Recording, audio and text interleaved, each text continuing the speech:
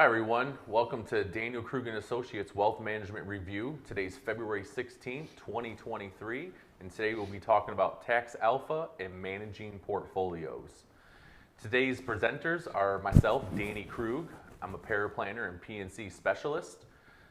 With me today is Rocky Isfan, CCO and Associate Wealth Manager. Let's go through a couple disclosures here. This presentation is for informational and illustrative purposes only. It is not a solicitation and should not be considered investment or tax advice. Well, welcome everyone. Here we are, February. We're almost a week past the Super Bowl now. Yep, that was a good game. Really good game, unless you're an Eagles fan, right? Right. So we're actually at the end of football season, but in the middle of tax season. So that's why we're talking today about taxes and the things we can do with the portfolios. So I think we could move on and get started. What do you think, Danny? Let's do it. Okay, here we go. First I want to talk about what is tax alpha. Tax alpha refers to the practice of leveraging tax saving strategies in an effort to maximize your after-tax returns. InvestNet did this study a few years ago, and what they found out is, and what they were trying to find out was what kind of value add you had from different financial services from advisors. And when you look at the title of the chart, it says Annual Value Add BPS. And what BPS basically means is basis points. And what a basis point is it's 1/100th of a percent. So for example, 100 basis points would equal 1%. 50 basis points would equal 0.5%. So when you look at these different services that are provided by financial advisors, starting on the left side, the first bar is financial planning. So if you have an investment consultant or advisor that's in addition providing financial planning services, that can bring another 50 basis points, or about 0.5%, to your bottom line after-tax return beyond not having financial planning. And as we go across, you can see asset selection and allocation could add another 0.5% to the bottom line. Investment selection with active management, 67 basis points, or a little bit over 2/3 of a percent. Investment selection only using passive management, a little bit less. Systematic rebalancing, just constantly rebalancing those portfolios to the client's risk tolerance, can add another 1/3 approximately of a percent to after-tax return on that investment, or 30 basis points. But look, Danny, at what tax management can add to the portfolio. It can add 100 basis points on an annual basis, or about 1% net return after taxes. So that's a big amount, and that's why we're talking about taxes today. When you look at comprehensive planning as a whole, where an advisor or advisory firm is providing all these services across the board, you can see that the value of comprehensive planning can increase the return on investment by up to 2.96%, which is a big, in my opinion, big after-tax benefit for clients out there. And the study also indicated that investors actually value tax management above all else from their financial advisors. And another study that kind of looked at this from Spectrum Group looked at high net worth and ultra high net worth clients, what they expected from their wealth managers, and what they actually receive. So the bars on the left refer to tax planning advice. 92% of high net worth clients want or expect to receive some type of tax planning advice, but they're actually only receiving about 25%. Wealth transfer, the two bars on the right, which is involving estate planning and things like that, 96% of those high net worth clients want and expect that type of advice, but only about 24% are actually getting it. This chart now is looking at it a little differently with those same group of clients. First, we talked about getting advice. Now we're talking about the gap between what should be included in a financial plan and what they're actually receiving in their financial plan. So again, when we're looking at tax planning, the bars on the left, 93% want this in their financial plan, but only about 35% are actually receiving that type of planning. And the same thing for estate planning recommendations and structure. 93% again want that built into their financial plan, but only 41% are actually getting estate planning type services from their advisors. So what this tells us is basically there still continues to be a big gap between client needs and advisor services. So what do we do about that? And when we kind of looked at this, we looked at the reasons that basically those services aren't being provided out there in large part by the industry. And what we're finding is that most advisors work for financial firms that only focus on investment consulting. Generally, the bigger the firm, the less they're going to be providing in those extra services. And the reason is because it requires more of an advisor's time to create and manage those advanced planning strategies. And on top of that, it requires more resources. It really takes a team of professionals, each with their area of expertise, for comprehensive wealth management. So, what do you think about Tax Alpha, Danny? Did I get a chance to explain it to people there, and you think they got an idea of what we're talking about? Yeah, definitely since I came on in 2014, I've just seen the strategies increase in the amount, and I'm able to see that every single day with clients and see what their wealth transfer is going to look like to their heirs. And how we build portfolios and really maximize the tax efficiency of those portfolios and stuff like that. So, cool. Well, let's go on. I'm going to talk a little bit now about our approach to tax management at Daniel Krug & Associates. And we're a comprehensive wealth management firm.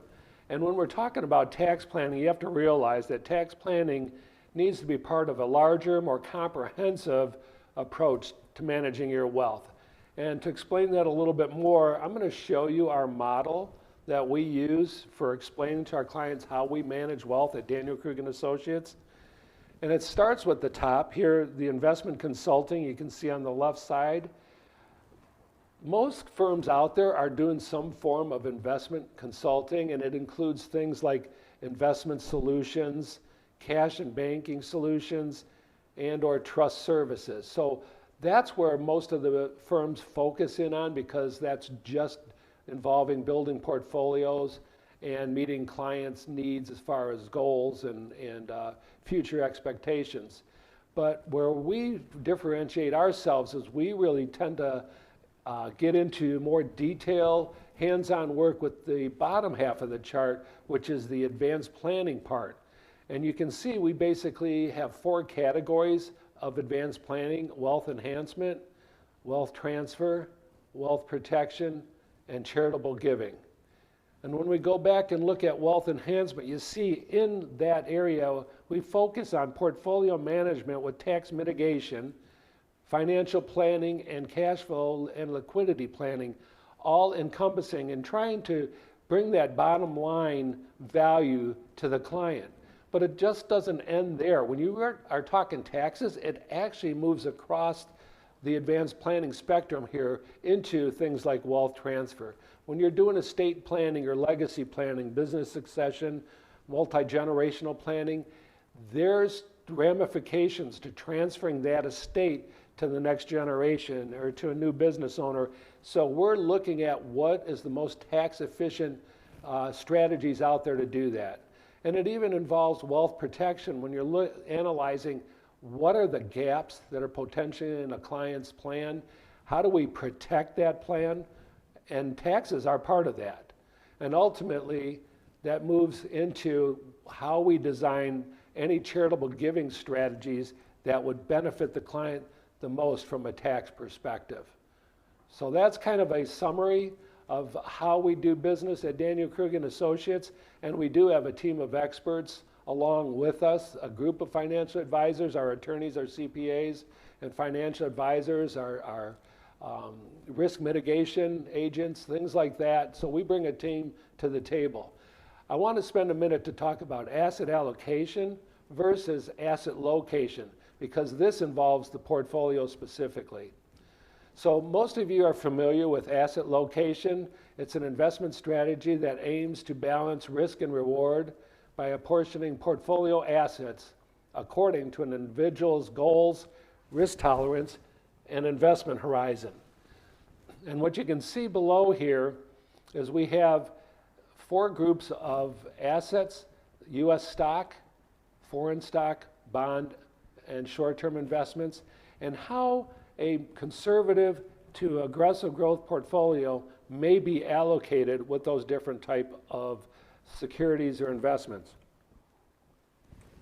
It is starting with the conservative portfolio. You can see there's very little dark blue and light blue, and as you move to the right, it increases because those are the most risky assets in your portfolio long term, but they also can provide the most benefit long term as far as growth. So the more risk a client is willing to take on, the more you can move to the right in an asset allocation.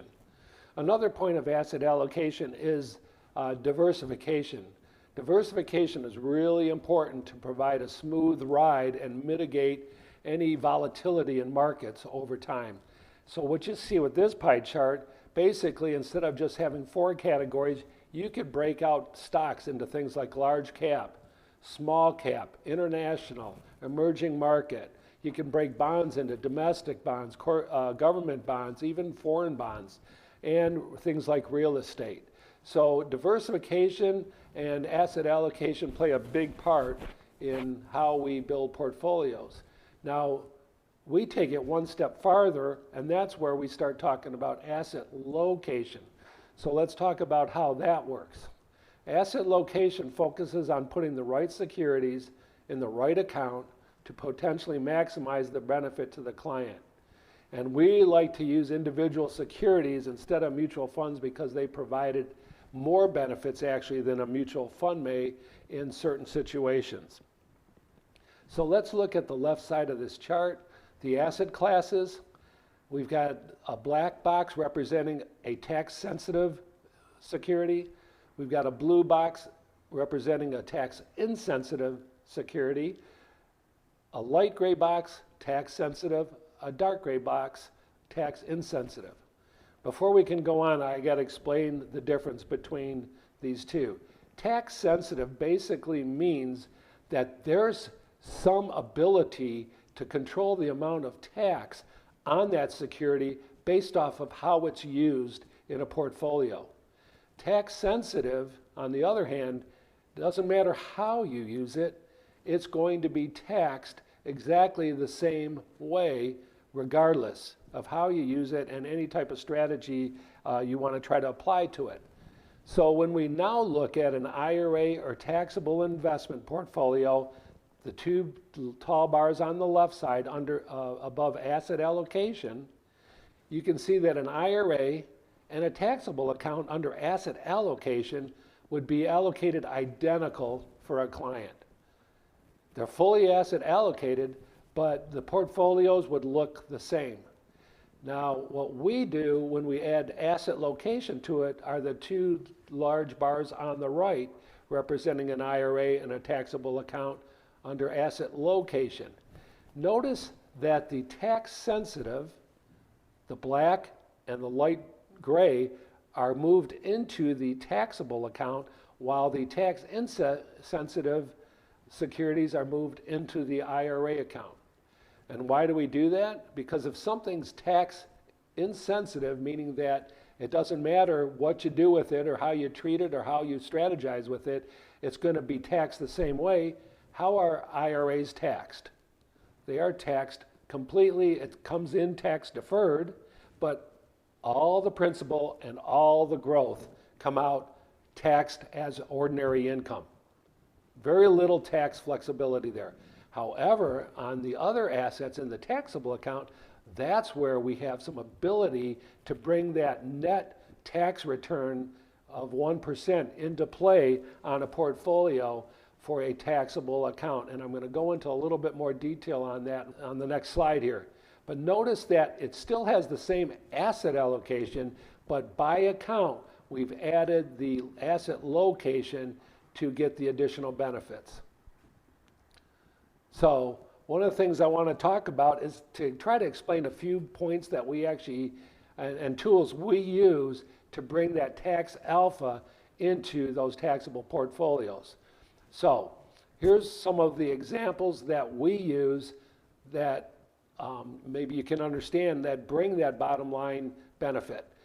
First of all, we look at long-term capital gains in those accounts. We make an effort to own securities for at least 1 year. So when we're planning and building portfolios and trying to meet the client needs, we want to look at it and say, are we buying the right things that we believe are going to be a value to that client a year from now, 2 years from now, so that we can take advantage of long-term capital gains in that portfolio. Another strategy is realizing losses. Not every security in every year does well. Some go up, some go down. We want to take advantage of tax loss harvesting opportunities in each of those years and offset those gains to minimize taxes over the long run. Another thing we do is realizing gains. So what that talks about is some clients that have come into us from another advisor or managing it themselves in their 401k or and other accounts, they move those accounts to us and we go through them and we look at their taxes, their current tax situation, and they actually have a tax loss carry forward from previous years. Well, that's not something to ignore. That's something to take advantage of. So we look for those opportunities where we've got gains in a portfolio, realize those gains and offset those prior year losses to be tax neutral as much as possible in the portfolio moving forward, which allows you to capture those gains that you had on those securities. And then the last is tax lot management.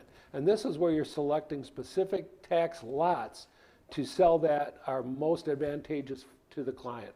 And let me give you an example of this. Let's pick a stock. Let's pick like Apple stock. If you bought Apple stock a year ago, January, it would already be past 12 months, okay? If you bought that stock again in June, that would be another tax lot purchase, but only one of those at this point a year later would be available for long-term capital gains. We don't have to sell all of the Apple stock. We can look at what stock we bought at different times and sell those and offset gains and losses with that to try to tax neutralize the portfolio. So being able to pick specific tax lots when we bought those stocks over time and sell only those lots we want to sell is a huge advantage, and a lot of people don't do that. So I just wanted to kind of give you a brief review of how we actively manage tax portfolios and harvest those gains over time. So what I'm going to do, Danny, is just kind of summarize some of the things that I think we focused on today. So let's talk about some of the summary points. First, we learned as clients want advisors who will create tax planning strategies and incorporate them into their financial plan. Clients need, not only want, they need ongoing active tax management of their investment accounts to mitigate those potential taxes over their lifetime. And clients, obviously, who receive value-added planning service have the potential to increase their after-tax return on their investments over clients who don't receive those. And we saw that could be up to close to 3% annually, which is a huge benefit for using an advisor in a comprehensive wealth program. I got through it. We did get through it, and it's a lot, but it just shows how much time we put into structuring the whole family portfolio and the reasons why we do it. Right. So, and that's one of the things that we pride ourselves on, is doing the advanced planning. Again, saying we've got the team of advisors, we've got the CPAs, we've got the attorneys, we've got the financial advisors, the insurance agents, everybody we need to get involved. and bring their expertise to the table for our clients. So there's no need for you to worry. You take care of your family. And we'll take care of you. We're ready for the future.